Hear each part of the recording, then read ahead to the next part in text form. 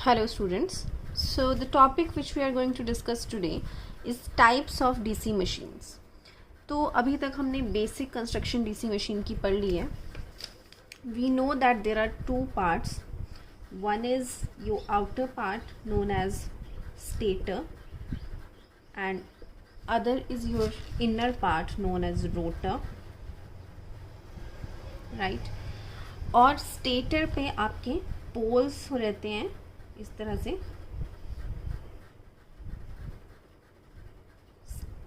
Stator पे basically field winding होती है और रोटर पे आर्मेचर वाइंडिंग रहती है. आर्मेचर वाइंडिंग वो वाइंडिंग है जिसमें करंट इंड्यूस होता है. ठीक है, तो बेसिकली क्या होता है कि जो फील्ड वाइंडिंग है, ठीक है, जो ये पोल्स हैं इसके अराउंड एक वायर इस तरह से वाउंड है. ठीक है, I am just drawing the rough sketch, इसको आपको ड्रॉ करने की ज़रूरत नहीं है. तो ये जो वाइंडिंग है जो आपके स्टेटर के पोल्स बनाने के लिए यूज़ होती है, बेसिकली इसमें स्टेटर की इस वाइंडिंग में करंट को पास कराया जाता है. तो जैसे ही इसमें करंट पास करता है तो यहाँ पे आपका ये मैग्नेट बन जाता है. ठीक है, तो इससे हमारे पोल्स क्रिएट हो जाते हैं. जिस भी डायरेक्शन में पास होगा उसके अकॉर्डिंग पोल्स क्रिएट हो जाएंगे. तो ये जो है इसको हम फील्ड वाइंडिंग कहते हैं, जिसकी हेल्प से हम जो फील्ड पोल्स हैं, जो मैग्नेटिक फ्लक्स है, मैग्नेटिक फील्ड है, उसको हमें क्रिएट किया जाता है फील्ड वाइंडिंग की हेल्प से. इस वाइंडिंग में हम खुद करंट पास करवाते हैं और वो एक इलेक्ट्रोमैग्नेट बन जाता है, जिसकी वजह से एक मैग्नेटिक फील्ड आपके मशीन में सेटअप हो जाती है. ठीक है, सेकेंड पॉइंट, रोटर को हम रोटेट कराते हैं. जनरेटर की बात करते हैं, खुद रोटेट करवाते हैं. और जो रोटर की वाइंडिंग्स हैं यहाँ पे, उनको आर्मेचर वाइंडिंग कहा जाता है. आर्मेचर वाइंडिंग वो है जिसमें करंट प्रोड्यूस हो रहा है, राइट. तो फील्ड वाइंडिंग में हमें खुद करंट हम देते हैं, जिससे मेन मैग्नेटिक फील्ड आपकी बनती है. और उस मैग्नेटिक फील्ड में जब रोटर को रोटेट करवाया जाता है तो रोटर की जो वाइंडिंग है, जिसको हम आर्मेचर वाइंडिंग कहते हैं, उसमें करंट्स प्रोड्यूस होते हैं. अब जो ये दो वाइंडिंग्स हैं, फील्ड वाइंडिंग और आर्मेचर वाइंडिंग, इनके कनेक्शंस किस तरह से करे जाएंगे उसके बारे में हम उसके बेसिस पे डीसी मशीन्स को क्लासीफाई किया गया है. तो देर आर मेन जो ब्रॉड कैटेगरीज हैं वो टू हैं. One is your separately excited and other is your self excited, right. तो based on the interconnections of windings, इन वाइंडिंग्स को किस तरह से इंटरकनेक्ट किया गया है. There are following types of machine, separately and self excited. बारी बारी हम सबको पढ़ेंगे. सेल्फ एक्साइटेड जो है, it is again categorised into these three categories, right. Self excited, series wound self excited भी हो सकती है, शंट वाउंड सेल्फ एक्साइटेड भी हो सकती है, और कंपाउंड वाउंड सेल्फ एक्साइटेड भी हो सकती है. और कंपाउंड वाउंड सेल्फ एक्साइटेड के अगेन टू टाइप्स हैं, क्यूमुलेटिव वाउंड और differential wound. Now we will study each one of them one by one. First category is separately excited DC machine. तो अभी तक हमने देखा कि किस तरह से हमारी जो फील्ड स्टेटर पे जो वाइंडिंग रहती है उसको हम फील्ड वाइंडिंग कहते हैं, और जो रोटर पे वाइंडिंग होती है उसको हम आर्मेचर कहते हैं. तो अब इन दोनों में क्या रिलेशन है वो हमें देखना है. तो सेपरेटली एक्साइटेड में इन दोनों में क्या रिलेशन है. सेपरेटली एक्साइटेड में जो फील्ड वाइंडिंग है और आपकी armature winding, this is your field winding, this is your armature winding, इन दोनों में कोई कनेक्शन नहीं होता है. तो एक्चुअल में तो मशीन आपको इस तरह से दिखेगी, पर हमें जो सर्किट डायग्राम हम बनाते हैं, मैंने पहले भी आपको बताया, डीसी जनरेटर को हम इस तरह से रिप्रेजेंट करते हैं. और यहाँ पे कोई भी लोड मैंने कनेक्ट कर दिया है, राइट. तो इसकी जो फील्ड वाइंडिंग है वो आप इस तरह से बनाते हैं हम. ये फील्ड वाइंडिंग है, ठीक है. और फील्ड वाइंडिंग में हमें खुद करंट देना पड़ता है. ये हमने देखा, खुद हम इसको करंट देंगे. तो यहाँ पे मैंने एक बैटरी सोर्स लगाया है जिसकी हेल्प से हम फील्ड वाइंडिंग को करंट दे रहे हैं. तो this is your field winding. And field winding is also known as your excitation winding, ठीक है, जिससे एक्साइटेशन मिल रही है, वर्किंग मैग्नेटिक फील्ड प्रोड्यूस हो रहा है, तो फील्ड वाइंडिंग को ही हम एक्साइटेशन वाइंडिंग कहते हैं। तो डीसी यहाँ पे बैटरी लगाई है और यहाँ से ये फील्ड करंट इसमें फ्लो कर रहा है, और यहाँ पे ये एक जनरेटर है, और यहाँ पे ये IA इसका आर्मेचर में जो करंट प्रोड्यूस हो रहा है। यहाँ हम खुद करंट इसमें पास कर रहे हैं बैटरी की हेल्प से, और इसकी आर्मेचर में करंट जनरेट हो रहा है जो कि एक्सटर्नल लोड में कनेक्ट हो रहा है। तो सेपरेटली एक्साइटेड का मतलब है फील्ड वाइंडिंग और आर्मेचर वाइंडिंग दोनों अलग अलग हैं, सेपरेट हैं, दोनों में कोई रिलेशन नहीं है। आप देख सकते हैं फील्ड वाइंडिंग बिल्कुल अलग है फील्ड का सर्किट, और आर्मेचर का सर्किट अलग है। तो this is your separately excited. इस वाले डायग्राम को आप बनाना चाहें तो बना सकते हैं, बेसिकली ये इम्पॉर्टेंट है, ठीक है। तो यहाँ पे आप देखिए अगर मुझे एक्चुअल मशीन में बनाना है तो कैसे बनेगा। ये फील्ड की वाइंडिंग है और ये आर्मेचर की, आर्मेचर वाइंडिंग के 2 टर्मिनल बना दिए मैंने A and this is your A', ठीक है। और सिमिलरली फील्ड वाइंडिंग जो है ये पूरा फील्ड आपस में कनेक्ट होगा इस तरह से, इसके भी 2 टर्मिनल्स हैं, ये F और F', तो ये अलग है, F' और A' अलग है। So you can write down this point that there is no connection between field winding and armature winding. Field winding is energized from a separate DC source. Field winding को अलग से DC source से energize किया जाता है। Now we will study self-excited. So second is self-excited. So self-excited में क्या है बेसिकली, ठीक है। तो अब आप देखिए, हम जानते हैं कि मशीन में इस तरह से आपका यहाँ पे फील्ड वाइंडिंग रहती है और इधर आर्मेचर वाइंडिंग रहती है। तो हमने अभी तक डिस्कस किया कि फील्ड वाइंडिंग में हम जिसकी वजह से पोल्स मैग्नेटिक फील्ड बन रही है उसमें हम खुद करंट को पास करवाते हैं, right, by the help of external DC source, जैसा हमने सेपरेटली एक्साइटेड में स्टडी किया।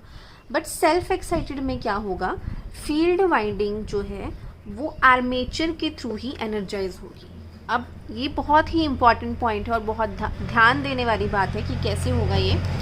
तो बोला ये गया है कि अब हम जानते हैं कि जब हम अपने जनरेटर को रोटेट करवाते हैं मैग्नेटिक फील्ड में, तो वो उसमें आर्मेचर में आपके वोल्टेज जनरेट हो जाती है, राइट।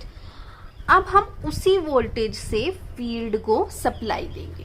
फील्ड को हम एक्सटर्नल सोर्स से सप्लाई नहीं देंगे, बट जो आर्मेचर ने वोल्टेज जनरेट की उसी से ही हम फील्ड को एनर्जाइज करेंगे। तो अब आप बोलोगे कि इसको जब इसमें हमने इसके थ्रू एनर्जाइज जब हम इसको करेंगे, तो अभी जब इसमें कोई भी एनर्जाइजेशन नहीं है तो फिर वोल्टेज जनरेट ही कैसे होगी, ठीक है। मतलब सबसे पहले आपको इसको सप्लाई तो देनी पड़ेगी, तभी इसमें जनरेट होना चाहिए। बात आपकी बिल्कुल ठीक है। तो अब इसके लिए क्या होता है कि जो आपके फील्ड है उसमें रेजिडुअल मैग्नेटिज्म होता है। रेजिडुअल मैग्नेटिज्म का मतलब है कि अभी जब हमने इसमें कोई भी करंट पास नहीं किया है फील्ड वाइंडिंग में, तब भी क्योंकि पहले आपकी मशीन एक्साइटेशन हुई होगी स्टार्ट, तो इसमें थोड़ा बहुत मैग्नेटिज्म अभी भी बच जाता है, ठीक है। फॉर एग्जांपल मैंने अभी मशीन को यहाँ पे डीसी से एनर्जाइज किया, ठीक है, और फिर ये एक इलेक्ट्रोमैग्नेट बन गया, इसको आपने रोटेट करवाया और ये इसमें वोल्टेज जनरेट हुई। उसके बाद हम इस डीसी को हटा सकते हैं और जो वोल्टेज जनरेट हुई है उसी के थ्रू हम इसको सप्लाई कर सकते हैं। मतलब एक बार स्टार्टिंग में तो आपको ज़रूरत पड़ेगी फील्ड को एस्टेब्लिश करने के लिए, उसके बाद आप अपने आर्मेचर से ही उसको सप्लाई कर सकते हो, ठीक है। तो सेल्फ एक्साइटेड में वो ये field winding is energised bye its own armature.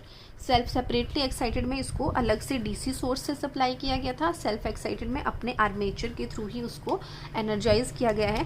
But ये तभी पॉसिबल है अगर आपके फील्ड में कुछ ना कुछ रेजिडुअल मैग्नेटिज्म बचा है, ठीक है, मतलब वो ऑलरेडी थोड़े बहुत उसमें मैग्नेटाइजेशन होनी चाहिए पिछली एक्साइटेशन से, आइदर पहले एक्साइटेशन से, और उसको आपको थोड़ी देर के लिए सेपरेटली डीसी एनर्जी सोर्स से एनर्जाइज करना पड़ेगा, या तो ऐसे, ठीक है। मतलब उसमें किसी भी मेथड से आप करो, बट आपके फील्ड में थोड़ी बहुत अभी भी मैग्नेटिज्म बची होनी चाहिए, ठीक है।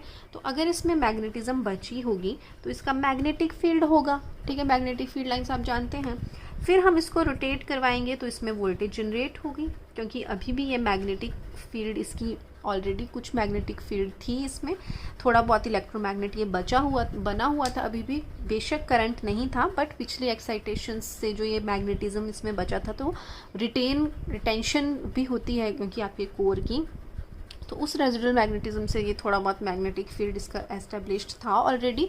और अगर नहीं है तो आप सेपरेटली डीसी सोर्स से देंगे, उसकी वजह से इसमें आर्मेचर में वोल्टेज प्रोड्यूस होगी, और उस वोल्टेज से फिर आप दोबारा से अपने फील्ड को एक्साइटेशन दोगे, ताकि आपका फील्ड और ज़्यादा स्ट्रेंथन हो जाए और ज़्यादा बढ़ जाए, ठीक है। तो अब इसी कनेक्शन को अब यहाँ पे हमने क्या किया, आर्मेचर के थ्रू ही हमने फील्ड को अब सप्लाई देनी है, ओके। तो अब इसके अलग अलग कनेक्शंस हैं सेल्फ एक्साइटेशन के, एक है आपका सीरीज़ है, शंट है, और कंपाउंड है। अब ये हम बारी बारी करेंगे, राइट। तो सेपरेटली में तो कोई रिलेशन नहीं था, हमने अलग से डीसी से ही उसको एनर्जाइज किया था हमेशा के, मतलब through out the working of your machine. But आपके सेल्फ एक्साइटेड में हम रेजिडुअल मैग्नेटिज्म अगर है तो हम उतनी ही मशीन से उसको एनर्जाइज कर देंगे। तो इसी के लिए हमने अलग अलग कनेक्शंस किए हैं और इनको हम स्टडी करेंगे। तो ये आपने लिखना है पॉइंट इम्पॉर्टेंट। आज की वीडियो के मैं सारे नोट्स आपको साथ साथ ही बता रही हूँ, तो आपको ढंग से ये नोट्स बनाने हैं। So further you can write that in these machines field poles must have residual magnetism, field poles में residual magnetism होना चाहिए। due to this when rotor is rotated, you can write when rotor is rotated voltage is generated in armature winding, ठीक है। अब residual magnetism है तो armature में voltage produce हो जाएगी, और इसी वोल्टेज से दोबारा से हम फील्ड वाइंडिंग को एनर्जाइज करेंगे, and the field winding is energised through armature, armature से ही हम उसको एनर्जाइज करेंगे। नाउ हम उसके डिफरेंट टाइप्स को स्टडी करेंगे। So next is series excitation. इसके जो टाइप्स हैं सेल्फ एक्साइटेशन के, फर्स्ट है सीरीज एक्साइटेशन। तो सीरीज एक्साइटेशन में फील्ड वाइंडिंग जो है वो सीरीज में होती है आर्मेचर वाइंडिंग के साथ, ठीक है। तो इसका जो डायग्राम है वो आप जानते हैं, जनरेटर ऐसे बनता है, और अब इसी के सीरीज़ में हमें वाइंडिंग बनानी है, तो ये आप फील्ड वाइंडिंग से रिप्रेजेंट कर सकते हैं। अदरवाइज फील्ड वाइंडिंग अलग से रखी होती थी, इसके ही सीरीज़ में कनेक्टेड है। सो इसके टर्मिनल आर्मेचर के डबल ए से रिप्रेजेंट करते हैं, और फील्ड के आप कर सकते हो F से, ठीक है। जस्ट रिप्रेजेंटेशन का तरीका है। तो ये फील्ड वाइंडिंग आर्मेचर के सीरीज में प्लेस्ड है। अब जो फील्ड करंट है, ठीक है, फील्ड करंट मतलब जो ये फील्ड वाइंडिंग में जो करंट जा रहा है, जो आर्मेचर का करंट है वो ही करंट पहले फील्ड वाइंडिंग में भी जा रहा है, ठीक है। तो जो फील्ड करंट है वो आर्मेचर करंट के ऊपर डिपेंड कर रहा है, तो हम बोल सकते हैं कि field winding is current operated. उसको हम ऐसा भी कह सकते हैं कि ये करंट ऑपरेटेड है। और फील्ड वाइंडिंग जो वायर से बनी होती है वो फ्यू टर्न्स, कम टर्न्स होते हैं और थिक वायर होती है। अब ऐसा क्यों होता है? क्योंकि ये सीरीज में कनेक्टेड है। तो अगर मान लो इस वायर की, इस वाइंडिंग की, फील्ड वाइंडिंग की रेजिस्टेंस ज़्यादा है तो ये सर्किट का करंट भी चेंज हो जाएगा। बट हमें सर्किट का करंट इतना ज़्यादा हम चाहते हैं मॉडिफाई ना हो, क्योंकि फील्ड वाइंडिंग से हमें सिर्फ एक्साइटेशन प्रोवाइड करनी है, सर्किट का करंट चेंज नहीं करना। तो इसकी रेजिस्टेंस हमें कम से कम रखने की कोशिश करनी है। तो रेजिस्टेंस क्या होता है? R is equal to rho L upon A। तो रेजिस्टेंस अगर हमें कम रखनी है तो हमें लेंथ कम रखनी पड़ेगी, और एरिया जो है वो बढ़ाना पड़ेगा, इन्वर्सली प्रोपोर्शनल है, इसलिए हम थिक वायर का यूज़ करते हैं और फ्यू टर्न्स का यूज़ करते हैं, कम टर्न्स यूज़ करते हैं ताकि लेंथ आपकी कम हो और रेजिस्टेंस आपकी ताकि कम हो, ताकि फील्ड करंट चेंज ना हो। तो ये था आपका सीरीज एक्साइटेशन। अब नेक्स्ट हम करेंगे shunt excitation, second type. So next we have shunt excitation. तो शंट एक्साइटेशन में field winding is connected in parallel with armature winding, parallel में कनेक्ट किया जाता है। तो आप देखिए ये आर्मेचर मैं ड्रॉ कर रही हूँ, इसके मैंने टर्मिनल मार्क कर दिए ए, डबल ए, कई जगह ए डैश से भी रिप्रेजेंट करते हैं। और अब इसके पैरेलल में हमारी फील्ड वाइंडिंग है, तो इसी के पैरेलल में मैंने फील्ड वाइंडिंग कर दी और उसको रिप्रेजेंट कर दिया मैंने एफ, डबल एफ से, ठीक है, या एफ डैश से, आपकी मर्जी है। तो अब और ये जो टर्मिनल्स हैं जो आगे लोड को कनेक्टेड हो रहे हैं वो इस तरह से हैं। तो अब आप देख सकते हैं फील्ड वाइंडिंग जो है वो पैरेलल में है आर्मेचर के। अब ये तो आपको क्लियर होगा ही सीरीज़ और पैरेलल में क्या डिफरेंस होता है। सीरीज़ में कोई चीज़ कब होती है, जब उसका एक एंड जो है वो दूसरे एंड से कनेक्टेड है। मतलब मान लो ये वाइंडिंग है एफ, डबल एफ, इसका एक एंड और ये आर्मेचर का था, जब दोनों का एक एंड मतलब एक वाइंडिंग का एंड दूसरे के स्टार्टिंग से कनेक्टेड है तो वो सीरीज में होते हैं। और शंट में कब होते हैं, जब एक कॉइल के दोनों एंड दूसरे के साथ कनेक्टेड है। तो यहाँ पे इसका ये वाला एंड भी इसके साथ कनेक्टेड है और ये वाला एंड भी इसके साथ कनेक्टेड है, तो इसका मतलब ये इसके पैरेलल में है। और यहाँ पे इसका एक एंड कनेक्टेड है दोनों का, तो ये सीरीज़ में होते हैं। तो ये डिफरेंस होता है सीरीज़ और शंट में, ये तो आपको पता ही है। अब ये पैरेलल में कनेक्टेड है, तो यहाँ पे पैरेलल में आप जानते हैं वोल्टेज सेम रहती है, तो जो वोल्टेज इसमें डेवलप हुई है वही वोल्टेज फील्ड के अक्रॉस भी डेवलप हो रही है, ठीक है। तो इसी के लिए हम इसको वोल्टेज ऑपरेटेड भी कहते हैं। सीरीज़ एक्साइटेशन को हम करंट ऑपरेटेड कहते हैं, क्योंकि सीरीज़ में करंट सेम रहता है।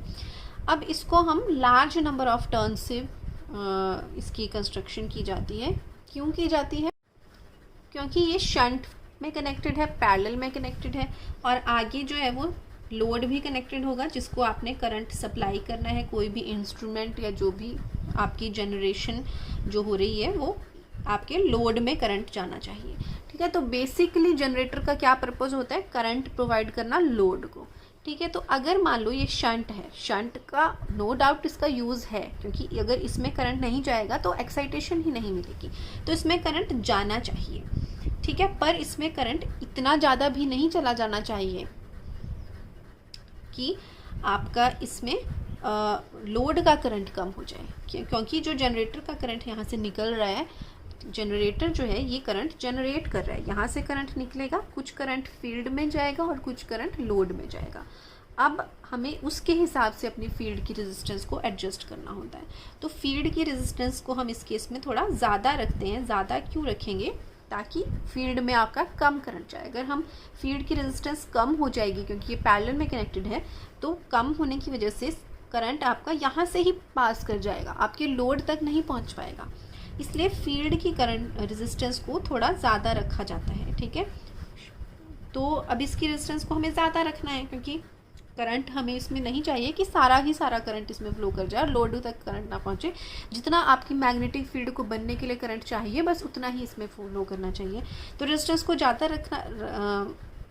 रखना है, इसलिए ही हम इसको बनाते हैं लार्ज नंबर ऑफ टर्न्स से, क्योंकि R is equal to rho L upon A होता है। लेंथ हमें ज़्यादा रखनी है तो नंबर ऑफ टर्न्स हमें ज़्यादा करने पड़ेंगे, नंबर ऑफ टर्न्स इसमें ज़्यादा होते हैं। और एरिया ऑफ क्रॉस सेक्शन हमें रेजिस्टेंस बढ़ानी है तो एरिया ऑफ क्रॉस सेक्शन कम होता है। थिन वायर से होता है ये, ठीक है, पतली वायर से इसको बनाया जाता है लार्ज नंबर ऑफ टर्न से, ताकि इसकी रेजिस्टेंस ज़्यादा रहे। सो नाउ है कंपाउंड एक्साइटेशन। सो कंपाउंड एक्साइटेशन में दोनों सीरीज़ और शंट एक्साइटेशन यूज़ होती हैं, दोनों ही वाइंडिंग्स यूज़ होती हैं। तो इसको अगर मुझे ड्रॉ करना है तो यहाँ पे ये सीरीज़ वाइंडिंग मैंने लगा दी, मैं नेमिंग कर देती हूँ A double A and this is your F double F। और शंट भी बनानी है तो इस साइड में ये शंट बना देती हूँ, ये हो गई आपकी, ठीक है, शंट वाले की F डबल F। तो this is your series winding and this is your shunt winding. तो ये कंपाउंड एक्साइटेशन है। अब कंपाउंड एक्साइटेशन के दो टाइप्स हैं, क्यूमुलेटिव कंपाउंड और डिफरेंशियल कंपाउंड। क्यूमुलेटिव का मतलब होता है जब दोनों चीज़ें एक दूसरे को हेल्प कर रही हो, एड कर रही हो, ठीक है। तो अब आपकी सीरीज़ जो फील्ड है उसकी फ्लक्स होगी और शंट फील्ड की भी फ्लक्स होगी। अगर उन दोनों की जो फ्लक्सेस हैं वो सेम डायरेक्शन में है, ठीक है, तो दोनों की फ्लक्सेस अगर सेम डायरेक्शन में होंगी तो एक दूसरे को वो ऐड अप होंगी, हेल्प करेंगी, तो उसको हम कहते हैं क्यूमुलेटिव कंपाउंड। डिफरेंशियल कंपाउंड होता है अगर दोनों की जो फ्लक्सेस है वो ऑपोजिट डायरेक्शंस में हैं तो एक दूसरे को अपोज करेंगी। तो वही लिखा है सीरीज फील्ड फ्लक्स और shunt field flux are in the same direction and help each other, and differential में they are in opposite direction and oppose each other. अब कंपाउंड एक्साइटेशन के ही ये तो दो टाइप्स हैं। अब इसी को ही हम कंस्ट्रक्शन वाइज दो तरीके से कर सकते हैं, दोनों टाइप्स को ही। ये अगर इस तरह की कंस्ट्रक्शन है तो इसको हम शॉर्ट शंट कहते हैं। शॉर्ट शंट आप देख सकते हैं, ये शंट है यहाँ पे। अभी मैं आपको लॉन्ग शंट बताऊंगी तो आपको समझ आ जाएगा। लॉन्ग शंट में क्या है कि सीरीज़ में, अब आप जानते हो जो सीरीज़ वाली वाइंडिंग है वो सीरीज़ में कनेक्ट करनी है हमें। तो यहाँ पे सपोज़ मैंने इधर कर दिया, इसको मैं ऐसे बना देती हूँ, ठीक है। तो दिस इज़ योर A और इसके सीरीज़ में ही है ये F, ठीक है। ऐसे बना दीजिए, सीरीज़ में है, आपको क्लियर है सीरीज़ में कब होता है, जब एक एंड दूसरे से कनेक्टेड है। अब हमें शंट वाइंडिंग कनेक्ट करनी है पैरेलल में। तो पैरेलल में लॉन्ग शंट में ये पूरा इधर से यहाँ तक होगा, ठीक है। तो ये आपका दूसरा वाला ये शंट वाइंडिंग है। जो ये शॉर्ट शंट था उसमें सिर्फ आपके आर्मेचर के पैरेलल में था वो, और यहाँ पे आर्मेचर और जो सीरीज़ वाइंडिंग है उन दोनों का जो एक सर्किट बना उसके पैरेलल में है। तो ये आपका लॉन्ग शंट है। तो क्यूमुलेटिव और डिफरेंशियल दोनों ही शॉर्ट शंट भी हो सकती हैं और लॉन्ग शंट भी हो सकती हैं। तो this is your compound excitation. I hope you have understood the various types of excitation connections. So thank you.